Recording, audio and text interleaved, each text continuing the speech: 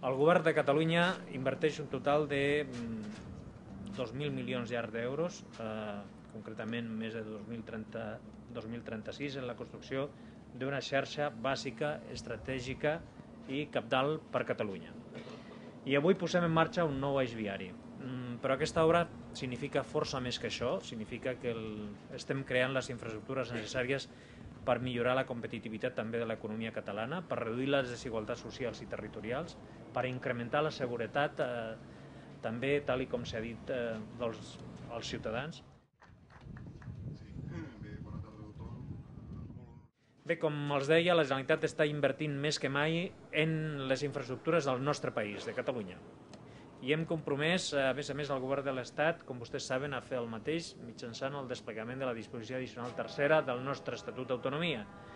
I, per tant, al llarg d'aquests anys es comença ja a produir la inversió més gran que mai s'havia fet en infraestructures a Catalunya.